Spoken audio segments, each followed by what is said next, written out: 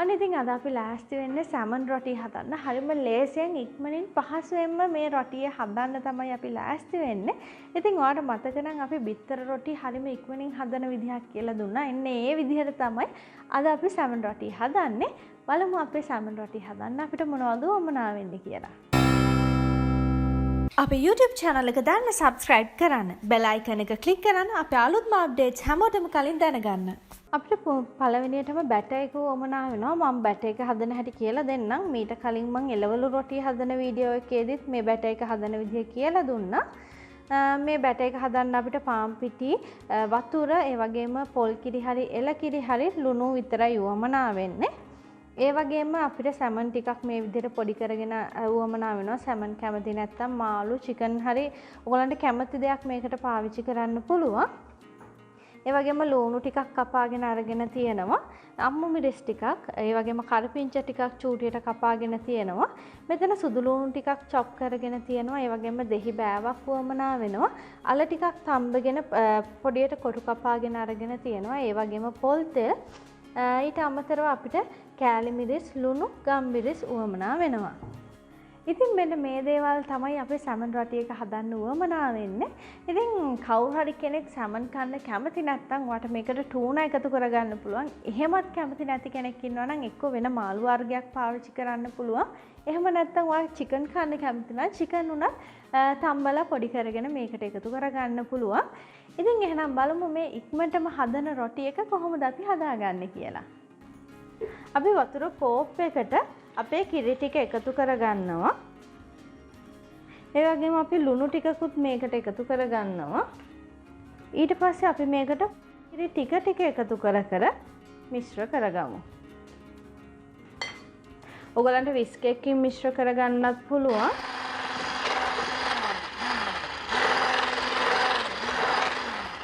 කැට හිටින් නැති වෙන විදිහට මිශ්‍ර කරගන්න තමයි වමනා.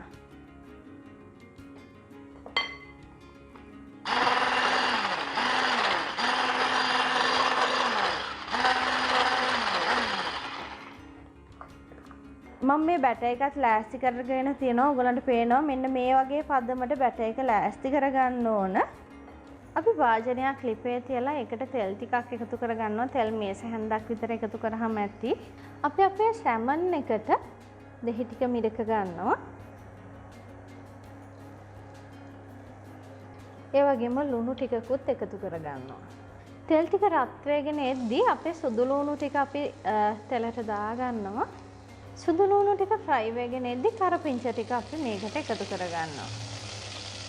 දැන් අපි ලුණුයි දෙහි දාලා පොඩි කරගත්ත අපේ සැමන් ටික මේ තෙලට දාගමු.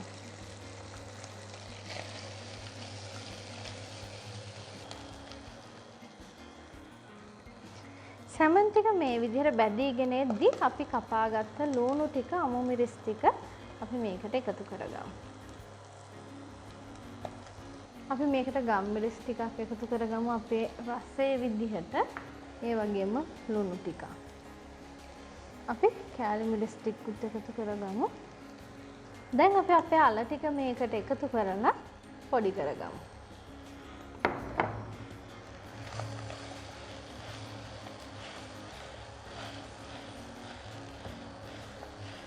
දැන් අපිට පුළුවන් ලුණු මිරිස් අඩුපාඩුවක් තියෙනවා නම් එකතු කරගෙන ලිප ඔෆ් කරගන්න. දැන් අපි පෑන් එකක් ලිපේ තියාගෙන තියෙන්නේ. ඒකේ ගොඩාක් අඩු ගින්දර තියෙන්නේ. ඊට පස්සේ අපි හොඳට තෙල් ගා ගන්නවා අපේ පෑන් එක පුරාම.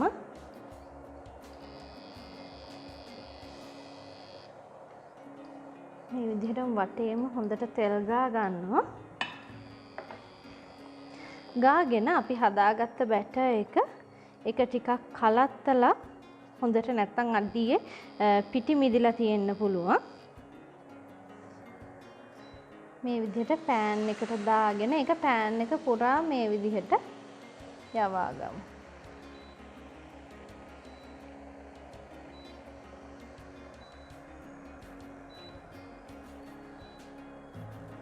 දැන් අපි මේක රත් වෙන්න ටිකක් තියමු.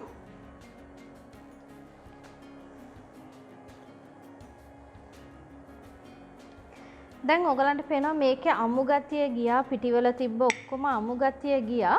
ඒ වෙලාවට අපි අපේ ෆිලිං එකෙන් ටිකක් මේ විදිහට මැදට දා ගන්නවා අපිට අවශ්‍ය ප්‍රමාණයට. කොටුවකට හැඩයට වගේ දාගත්තොත් ලේසි.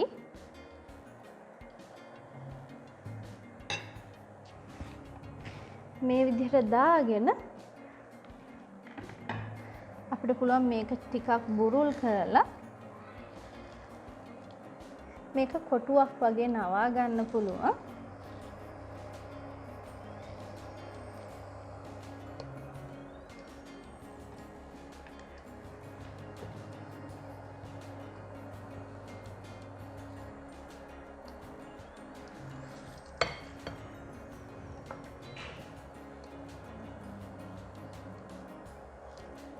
මෙන්න මේ විදිහට. ඊට පස්සේ අපේ තෙල් වලින් ටිකක් අපි මේ විදිහට දෙපැත්තට දා ගන්නවා රොටි එකේ. පස්සේ හොඳට මේක අතුරගෙන මේ විදිහට රොටි එක පුච්ච ගමු දුඹුරු පාට ලපේනකම්. අපි මේ විදිහට දෙපැත්තම දුඹුරු පාට ලපේන විදිහට පුච්ච ගත්තාම මේ රොටි එක අයින් කරගමු. අපි ආයෙත් එකක් හදන විදිහ බලමු. මේ විදිහට හැම තැනම තෙල් ටික ගාගෙන පිටි එක කවලම් කරගෙන පිටි එකෙන් ටිකක් දාගන්න පුළුවන්. දාගෙන අපි මේක පුරාම පිටි එක මේ විදිහට තවරගමු.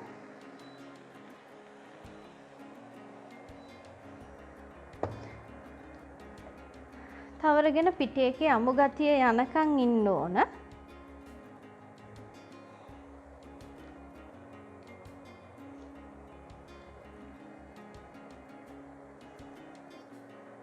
පිටි එකේ අමු ගතිය මේ විදිහට ගියාට පස්සේ අපි හදාගත්ත ෆිලිං එක මේ විදිහට රොටි එක මැදට දාගමු.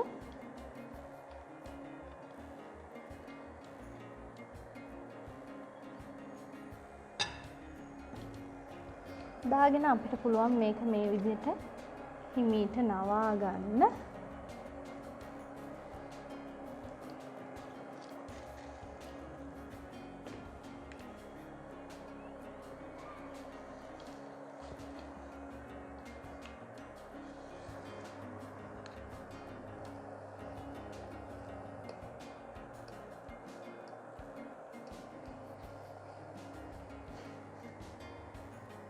මේ විදිහට නවා ගත්තට පස්සේ අපි මේකට තෙල් ටිකක් දාගමු.